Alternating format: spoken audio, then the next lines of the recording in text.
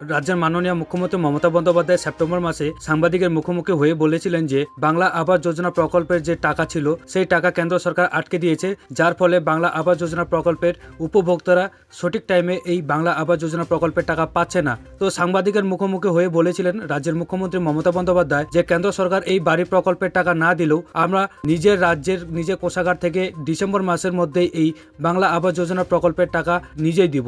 সেই কথা রীতিমতো অনুযায়ী রাজ্যের মুখ্যমন্ত্রী মমতা বন্দ্যোপাধ্যায় গতকাল নবান্নের সভাঘর থেকে বাংলা আবাস যোজনা প্রকল্পের যে টাকা সেই টাকা কিন্তু উপভোক্তাদের ব্যাংকের অ্যাকাউন্টে সরাসরি পাঠিয়ে দিয়েছেন। চলুন বিস্তারিত আজকের এই ভিডিওর মাধ্যমে আপনারা দেখে নিন যে কিভাবে রাজ্যের মুখ্যমন্ত্রী মমতা বন্দ্যোপাধ্যায় বাংলা বাড়ি প্রকল্পে টাকা পাঠালেন।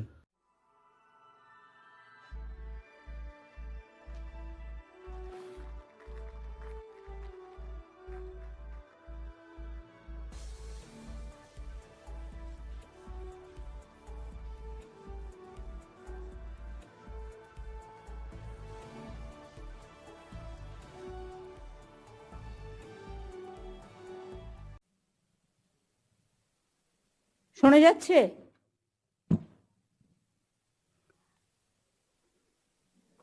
আমরা যে কথা দিলে কথা রাখি, সেটাই আপনাদের কাছে কথা রাখার ব্যাপারটা নিয়ে যদি কিছুটাও মানুষের সাহায্য হয়, আশ্রয় হয়, সেই জন্যই কেন্দ্রীয় সরকার তার কথা রাখেনি। গত 3 বছর ধরে আবাস যোজনার টাকা দেয় না। 100 দিনের কাজের টাকাও আপনারা জানেন প্রায় 59 লক্ষ লোককে আমরা টাকা দিয়েছি, প্রায় 2700 কোটি টাকা রাজ্য সরকার এক্সচেকার থেকে গেছে। আমি আজকেও বলি যে আমরা ইতিমধ্যেই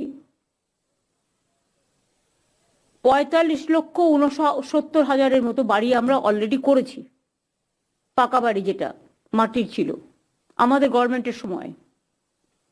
বাদ বাকি আরো 40,000 পড়েছিল, 40 লাখ, সেটার টাকা দেওয়ার কথা। আমরা আবাস যোজনায় বাংলা 1 নম্বরে ছিল, তা সত্ত্বেও টাকাটা দেওয়া হয়নি। 3 বছর ধরে বাংলার বঞ্চিত মানুষেরা বঞ্চিত হচ্ছে, গরিব মানুষগুলো। তাই আমরা সিদ্ধান্ত নিয়ে বলেছিলাম যে ডিসেম্বর মাসের 15 তারিখের পর আমরা টাকাটা ছাড়বো, 11 লক্ষ বাড়ি। কিন্তু তারপরেও আপনারা জানেন কিছু ঝড় জল, সাইক্লোন, দানা এসব হয়ে গেছে, তাই তাদেরটাও আমরা এতে ইনক্লুড করেছি। করার ফলে 12 লক্ষ বাড়ি হয়েছে। আজকে একটা ঐতিহাসিক দিন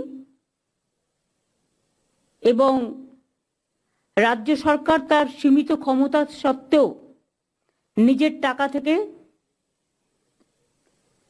সম্পূর্ণ নিজস্ব টাকায় বাংলার বাড়ি গ্রামীণ প্রকল্পে রাজ্যের 21টি জেলার 12 লক্ষ যোগ্য পরিবারকে বাড়ি তৈরির জন্য প্রথম কিস্তির 60,000 টাকা করে তুলে দেবে। আজকে টাকা সরাসরি তাদের ব্যাংক ও পোস্ট অ্যাকাউন্টে চলে যাবে, যেতে শুরু করেছে। এখান থেকেও কয়েকজনের হাতে আমি অনুমোদন পত্র তুলে দেব। আমি তাদের সকলকে আমাদের অভিনন্দন জানাই। 60,000 করে দুবার 1,20,000 টাকা করে দেওয়া হবে। তার জন্য আমাদের খরচা পড়বে 14,773 কোটি টাকা। বাংলার বাড়ি প্রকল্পের একটাই উদ্দেশ্য, গরিব মানুষকে আশ্রয় দেওয়া। আমরা মনে রাখবেন, বেনিফিশিয়ারি সঠিকভাবে বাছার জন্য রাজ্য জুড়ে আমরা আবার সার্ভে করেছি। 11 লক্ষ সার্ভে আগে করা ছিল, প্রায় 36 লক্ষ সার্ভে করা ছিল কেন্দ্রীয় সরকারের। তা সত্ত্বেও আমরা 11 লক্ষ বাড়ি, যেটা প্রথম লিস্টে ছিল, তাদেরটা আবার সার্ভে করেছি এবং 27,000-এরও বেশি টিম 35 লক্ষ লোকের বাড়িতে গেছে। ডিএম, এসপি, এসডিও, বিডিও, আইসি, ওসি সবার নজরদারিতে স্বচ্ছভাবে তালিকা প্রস্তুত করা হয়েছে এবং ড্রাফট লিস্ট পাবলিশ করে ক্লেমস এবং অবজেকশন যদি কিছু থাকে সেটা দেখা হয়েছে। এটা দেখতে গিয়ে আমরা দেখেছি 28 লক্ষের বেশি যোগ্য বেনিফিশিয়ারি আমরা আইডেন্টিফাই করতে পেরেছি। এদের মধ্যে থেকে আমরা 12 লক্ষকে আজকের মধ্যে দিয়ে দিচ্ছি। কেন্দ্র যদি না দেয় আরো যে বাকি থাকবে 16 লক্ষ, যেটা আমরা বেনিফিশিয়ারি যারা যোগ্য পাওয়ার জন্য আইডেন্টিফাই করেছি, তাহলে আমরা দুটো কিস্তিতে আগামী 6 মাস, তারপরে 6 মাসে 26-এর প্রথমের মধ্যেই আমরা দিয়ে দেবো।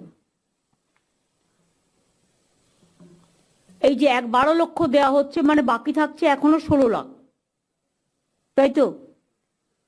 এই 16 লাখ বাকি থাকলে আমরা মে জুনের মধ্যে দিয়ে দেবো 8 লক্ষকে, এবং আবার ডিসেম্বর জানুয়ারির মধ্যে দিয়ে দেবো আরো 8 লক্ষকে। 60,000 করে প্রথম কিস্তিতে পাবেন, এবং সেকেন্ড কিস্তি যখন তার 60,000 টাকার কাজ হয়ে যাবে, সেকেন্ড কিস্তি তারা পেয়ে যাবে। এবং কেন্দ্রীয় সরকার তো এতদিন দেয়নি, আমরা প্রায় 24,000 কোটি টাকা পাই এ পারপাসে। তা সত্ত্বেও যখন দেয়নি, তখন আমরা আমাদের যা আছে মোটা ভাত মোটা কাপড় নিয়েই আমরা মানুষ, কিন্তু আমরা ভিক্ষে চাই না, আমাদের ন্যায্য অধিকার চাই। এটা মানুষের অধিকার। আমরা যেমন সার্ভে করেছি, তেমনি সরাসরি মুখ্যমন্ত্রী পোর্টালেও অনেকে অ্যাপ্লাই করেছে, সেটাও আমরা সার্ভের মধ্যে ঢুকিয়ে সেটাও আমরা সার্ভে করে যোগ্য পরিবারকে বেছে নিয়েছি, যার জন্য 11 লক্ষ টাকা বেড়ে 12 লক্ষ হয়েছে। তারপরে আপনারা জানেন যে সাইক্লোন হয়ে গেল, তারপরে জলপাইগুড়ি আলিপুরদুয়ারে সে মনে আছে অনেক ঝড় বৃষ্টি হয়েছিল, সাইক্লোনে অনেক ঘরবাড়ি ভেঙে গিয়েছিল। দানাতেও অনেক, সাগর থেকে শুরু করে, সুন্দরবন থেকে শুরু করে, উত্তর 24 পরগনা থেকে শুরু করে, দক্ষিণ 24 পরগনা থেকে শুরু করে, মিদনাপুর থেকে শুরু করে অনেকেরই বাড়িঘর ভেঙে গিয়েছিল। তাদের সকলকে নিয়ে আমরা দীর্ঘদিন ধরে চেষ্টা করে টাকা জোগাড় করে, যেহেতু আমি বলেছিলাম দেব, তাই আমরা এটা দিচ্ছি। এই বছরে মনে রাখবেন, 3 বছরে 69টা টিম পাঠিয়েছিল কেন্দ্রীয় সরকার। যা দেখতে চেয়েছে, যা জানতে চেয়েছে, সবকিছুই রিপ্লাই দেওয়া হয়েছে। তা সত্ত্বেও কোনো লাভ হয়নি। ওরা মুখে বলে কমপ্লেন আছে, কমপ্লেন আছে, তো তুমি তো ভিজিট করেছো, তুমি তো দেখেছো, তুমি তো সার্ভে করেছো, তুমি তো মানুষজনের সাথে সে কথা বলেছো, তাহলে 69টা টিম কেন এলো? তা সত্ত্বেও কোনো লাভ হয়নি। সেই জন্য আগে 2022 সালে হাউস টু হাউস সার্ভে করেছিল তারা, এবং আমরাও করেছিলাম। তাতে 33,42,000 ওয়েটিং লিস্টের টাকা তৈরি হয়েছিল, ওয়েট লিস্টের। তারা কেউ কোনো বাড়ির টাকা পায়নি। তাই প্রথম সব পর্যায়ে কেন্দ্রীয় সরকার 11 লক্ষ বাড়ি স্যাংশন করেছিল। কারা এত কথা বলছে পেছনে? তা সত্ত্বেও সেই টাকা দেয়নি, ওবিসি স্কলারশিপের টাকা দেয়নি, ঐক্যশ্রীর টাকা পায়নি, 100 দিনের কাজের টাকা পায়নি, গ্রামীণ মানুষের যে রাস্তা, সেই রাস্তা তৈরির টাকা পায়নি, সব বন্ধ। কিন্তু তা সত্ত্বেও আমরা থেমে নেই। পথশ্রী প্রকল্পের মাধ্যমে আমরা গ্রামীণ রাস্তা করেছি, আবার যখন সুযোগ হবে করব। আমরা 100 দিনের কাজের বদলে কর্মশ্রী প্রকল্প চালু করেছি, যেখানে যারা 100 দিনের কাজ করত, সংসার চালাতো, তারা যাতে 50 দিনের কাজ পায়। যখন 100 দিনেরও কাজ ছিল চালু, তখনও 30-40 দিনের বেশি হতো না। এখন আমরা বলেছি 50 দিন তো সে পাবেই, এবং তার বেশি হলেও কোনো আপত্তি নেই। এটা নিয়ে আমরা কনভার্জেন্স করেছি। এবং এছাড়াও ঐক্যশ্রী, মেধাশ্রী, সেই স্কলারশিপগুলো আমরা দিচ্ছি। এখনো পর্যন্ত কেন্দ্রীয় সরকারের কাছ থেকে আমরা এগুলো সব বাবদ 1,71,000 কোটি টাকা পাই। আমাদেরই টাকা তুলে নিয়ে যাচ্ছে। এখন একটাই ট্যাক্স আপনারা জানেন, আর সবকিছুতেই শেষ বসাচ্ছে। শেষ বসালে টাকাটা রাজ্য সরকার পায় না। জিএসটি এখন একটাই ট্যাক্স, আমাদের টাকাটা তুলে নিয়ে যাচ্ছে, কিন্তু আমাদের প্রাপ্যটা দিচ্ছে না। যাই হোক, তার মধ্যেও আমি সবাইকে ধন্যবাদ জানাচ্ছি যারা সার্ভে করেছেন, যারা আমাদের সাহায্য করেছেন, যারা আমাদের টিমটার হয়ে কাজ করেছেন, অফিসার থেকে শুরু করে ডিএমএসপি থেকে শুরু করে নিচু লেভেল পর্যন্ত সবাইকে, এবং ইলেক্টেড মেম্বারও যারা আছেন নিচু লেভেলে তারাও করেছেন।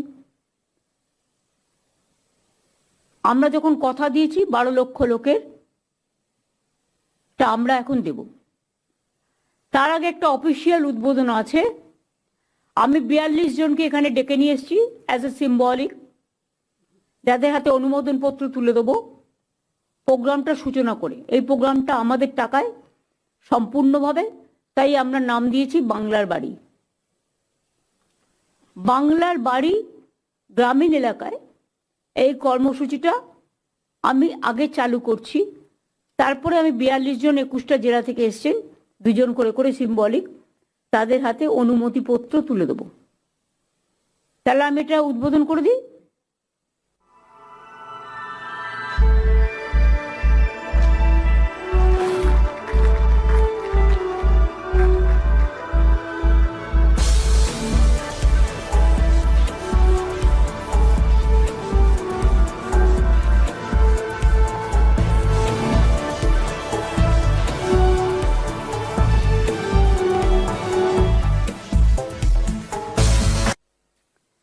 এই টাকাটা সবার ব্যাংক অ্যাকাউন্টে পৌঁছে যাবে, তাই তো? সবার অ্যাকাউন্টে আজ থেকে পৌঁছে যাবে। এবার একটা কাজ করো, গঙ্গাসাগরের মিটিং চালু করার আগে, যেটা হচ্ছে আমরা যারা এসছেন 42 জন তাদের হাতে অনুমতিপত্র তুলে দিয়ে 42টা জেলা, এই 21টা জেলা থেকে তাদের হাতে আমরা তুলে দিই। তারপরে আমরা নেক্সট প্রোগ্রামে যাব।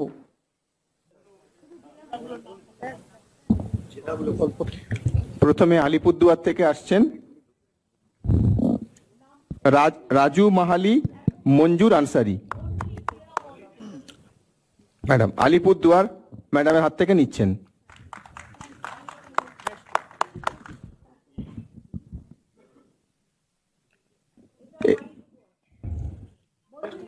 আলিপুরদুয়ার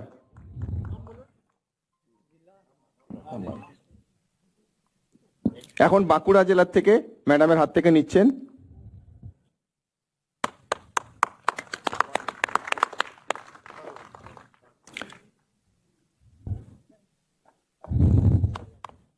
বাঁকুড়া জেলা ম্যাডাম।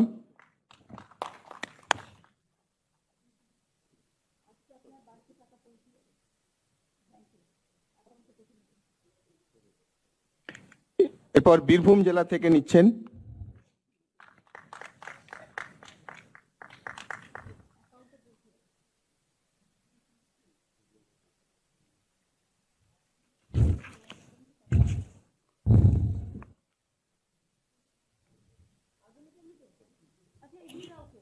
এরপর কুচবিহার জেলা থেকে নিচ্ছেন ম্যাডামের হাত থেকে।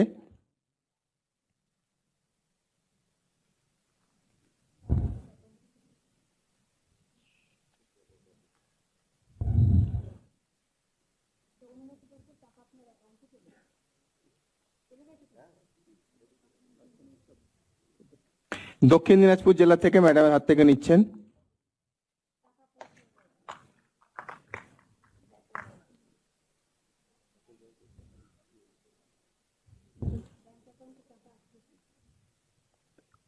এরপর হুগলি জেলা থেকে নিচ্ছেন ম্যাডামের হাত থেকে।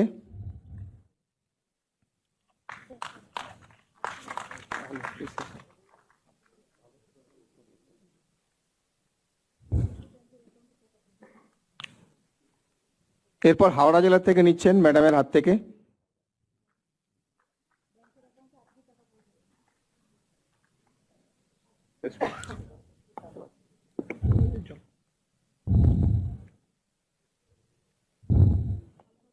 এরপর জলপাইগুড়ি জেলা থেকে যাচ্ছেন ম্যাডামের হাত থেকে নিতে।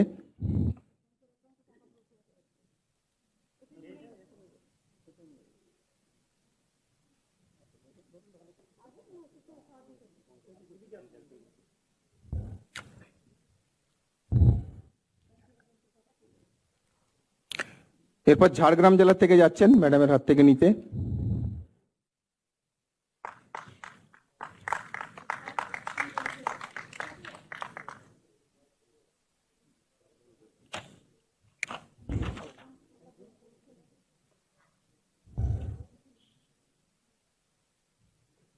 মালদা জেলা থেকে যাচ্ছেন।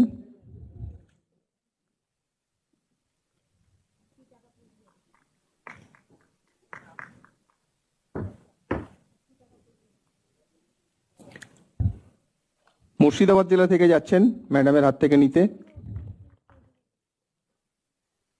বাংলার বাড়ির ব্যাপারে ডিএম, বিডিও, এসপি, আইসি যারা আছেন বা লাইন ডিপার্টমেন্ট সবাইকে বলবো, যারা পায়নি তারা যেন দুঃখ না পান। যেটা আমরা সার্ভে করেছি আরও 16 লাখ বাকি আছে, আজকে 12 লাখ দেয়া হলো। এই 16 লাখ আমরা 2026-এর আগে আমরা আপনাদের পৌঁছে দেবো। দুটো কিস্তিতে 6 মাস বাদে একটা দেবো, আরও 6 মাস বাদে একটা দেবো। অর্থাৎ আপনারা বাদবাকিরাও যেটা সার্ভে করা আছে আমাদের, যেগুলো যোগ্য পাওয়ার অধিকারী তাদেরটা আমরা দিয়ে দেবো।